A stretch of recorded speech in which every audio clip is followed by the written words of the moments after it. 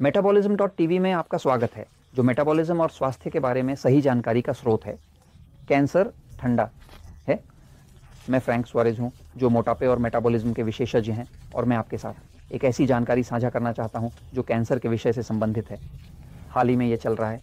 मैं कैंसर के शोध के विषय में शामिल हूँ क्योंकि मैं एक किताब पर काम कर रहा हूँ जिसका नाम है अगर मुझे कैंसर होता, जहाँ मैं मूल रूप से सारी विज्ञान को रखता हूँ जो मैं जानता हूँ और जो चीज़ें वैज्ञानिक दृष्टिकोण से सिफारिश की जाती हैं, व्यावहारिक दृष्टिकोण से। अगर कोई कैंसर से बचना चाहता है तो क्या करना चाहिए, कैंसर से पीड़ित किसी की मदद करना, ऐसी ही बातें नहीं। और एक विषय है कि मैं ये पता लगाता हूँ कि कैंसर निश्चित रूप से ठंडा है, और मैं आपको अब थोड़ी देर में बोर्ड पर समझाता हूँ। ध्यान दें, कैंसर एक ऐसा विषय है जिसमें बहुत सी चीज़ें होती हैं जो इतनी नकारात्मक भावनाएं लाती हैं, इतनी आतंक, डर और अनिश्चितता की भावनाएं, जैसे कि कैंसर का निदान। कुछ भी आपको इतना असुरक्षित महसूस नहीं कराएगा। एक व्यक्ति जिसका इस प्रकार का निदान हो, ये विनाशकारी हो सकता है। तो मेरे लिए हमेशा, मैं सोचता हूँ, मेरा दृष्टिकोण ये है कि मैं हमेशा जितना हो सके उतना जानना पसंद करता हूँ जिसका मुझे सामना करना है। नहीं, यानी अगर मेरे पास कोई समस्या है तो मुझे उस बारे में जितना हो सके उतना जानना पसंद है कि यह किससे बना है, क्योंकि जितना अधिक मैं जानूंगा उतना अधिक मैं इसके घटकों, इसके कारकों, विभिन्न कारक जो उस समस्या को प्रभावित करते हैं या जो इसे बनाते हैं, अधिक अवसर मुझे इसे हल करना है। कम से कम यही मेरा दृष्टिकोण है।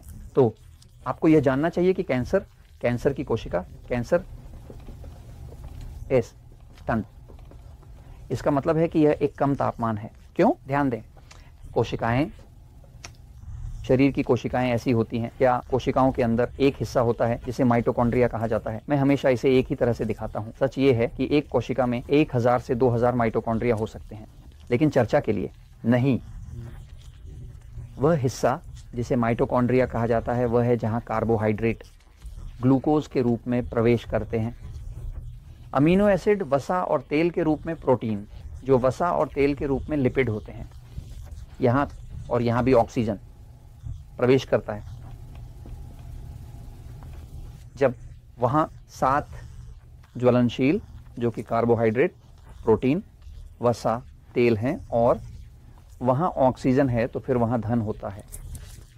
जब वहां दहन होता है तो दहन, जो कि एक छोटी आग की तरह होता है, वह उत्पादन करेगा गर्मी। आपका शरीर गर्म है, ये गर्म है क्योंकि आप जीवित हैं। जब आप एक बहुत बूढ़े, बहुत वृद्ध व्यक्ति को छूते हैं जो कि बहुत बीमार है, आप उसे ठीक पाएंगे ठंडा। वास्तव में जब आप एक कैंसर के मरीज को छूते हैं तो आप उसे ठंडा पाएंगे। ठंडा कैंसर के मरीज का तापमान हमेशा ठंडा होता है जब तक कि वह बुखार के दौर से नहीं गुजर रहा हो, लेकिन आमतौर पर कैंसर के मरीज का तापमान ये ठंडी है, और ये ठंडी है क्योंकि उसका शरीर पर्याप्त ऊर्जा उत्पन्न नहीं कर पा रहा है। नहीं, अब कैंसर ठंडा होता है। और इसके साथ क्या किया जा सकता है? यदि आप जानते हैं कि आपको ठंड लग रही है तो आप जानते हैं कि कैंसर का संबंध शरीर में तरल पदार्थ की कमी से है, ऊर्जा की। ऑटो वारबर्ग पहले से ही 1926 में नोबेल पुरस्कार जीतने वाले, वास्तव में उन्होंने यह खोजा और यह साबित किया कि कैंसर होने के लिए सबसे पहले ऑक्सीजन को कम करना पड़ता है। उन्हें उनका नोबेल पुरस्कार इसलिए मिला क्योंकि अगर आप किसी कोशिका से 45% ऑक्सीजन कम कर देते हैं तो वह एक स्वस्थ कोशिका को कैंसरग्रस्त बना देता है। तो फिर क्या होता है? कैंसर ऊर्जा की कमी से संबंधित है। यह वास्तव में एक मेटाबॉलिक समस्या है ना? कैंसर का दोष आनुवंशिकता, जीन और ऐसी ही चीजों पर लगाया गया है, लेकिन वास्तव में यह ऊर्जा की कमी की स्थिति है ना? जब आप एक कैंसरग्रस्त मरीज के पास जाते हैं तो आप उसे ठंडा पाएंगे। आपको महसूस होगा कि वह ठंडा है। स्वास्थ्य का संबंध गर्मी और गति से है। आप एक नवजात शिशु को अपनी बाहों में लेते हैं और आप देखेंगे कि वह बहुत गर्म है, जबकि जब एक बहुत बीमार व्यक्ति आपके पास आता है तो आप देखेंगे कि वह बहुत कमजोर है। क्या वास्तव में किया जा सकता है? और क्यों कैंसर के लिए जो कई उपचार सुझाए जाते हैं वे गर्मी से संबंधित होते हैं? यह देखा गया है कि उदाहरण के लिए अगर एक कैंसरग्रस्त ट्यूमर है और उसमें इंफ्रारेड किरणें त्वचा में प्रवेश करती हैं और गर्मी पैदा करती हैं, और इससे ट्यूमर कम होना शुरू होता है ना? और यह साबित किया जा चुका है ना? तो कैंसर वाले व्यक्ति के लिए जो एक उपचार सुझाया जाता है वह है गर्मी देना, ठीक है। यह भी देखा गया है कि गर्म पानी के स्नान, थर्मल पानी भी ट्यूमर को कम करने की प्रवृत्ति रखते हैं, है ना, क्योंकि कैंसर अपने आप में ठंडा होता है, लेकिन यह ठंडा इसलिए है क्योंकि इसमें ऊर्जा नहीं होती, ये ऊर्जा नहीं बनाती। कैंसरग्रस्त कोशिका ऑक्सीकरण करने के बजाय किण्वन करती है। कैंसरग्रस्त कोशिकाएं केवल ग्लूकोज, चीनी का उपयोग करती हैं। वे खा नहीं सकते, वे वसा, तेल, प्रोटीन का उपयोग नहीं कर सकते। कैंसरग्रस्त कोशिकाएं केवल ग्लूकोज का ही उपयोग करती हैं।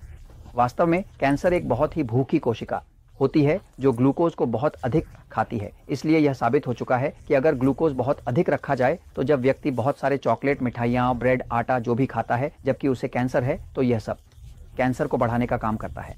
तो अगर आपके पास एक मरीज है, एक प्रियजन है जिसे कैंसर है, तो कृपया उसे बिस्किट मत दीजिए, उसे ब्रेड मत दीजिए, चॉकलेट मत दीजिए, मिठाई मत दीजिए,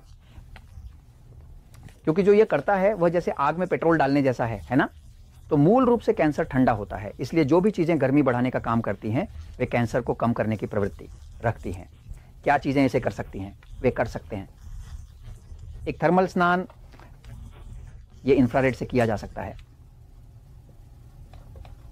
आप ये कर सकते हैं पानी पीकर, क्योंकि जब आप पर्याप्त पानी पीते हैं तो पानी उस ऊर्जा को बढ़ाता है जिसे एटीपी कहा जाता है कोशिकाओं में, और ये गर्मी को बढ़ाता है। और जो दूसरी चीज इसे करती है वह है धूप लेना।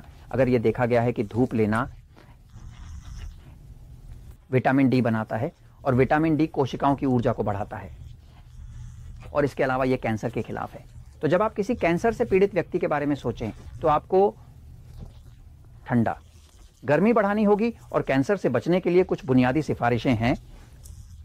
इन चीज़ों को संभालना, जैसे थर्मल स्नान, इंफ्रारेड, धूप और पर्याप्त पानी, ताकि पर्याप्त ऊर्जा उत्पन्न हो सके और थोड़ी गर्मी बनी रहे। जीवन गर्मी से संबंधित है, गर्मी गति से संबंधित है। जीवित चीज़ें हिलती डुलती हैं, मृत चीज़ें नहीं हिलती। तो जब आप कैंसर को देख रहे हो या इससे बचने की कोशिश कर रहे हो, सोचिए कि आपके शरीर को गर्मी की ज़रूरत है। सूरज अच्छा है, पानी अच्छा है, इंफ्रारेड किरणें शरीर को गर्म करने के लिए अच्छी हैं, और थर्मल स्नान भी अच्छे हैं। और मैं ये आपको बताता हूँ क्योंकि सच हमेशा जीतता है।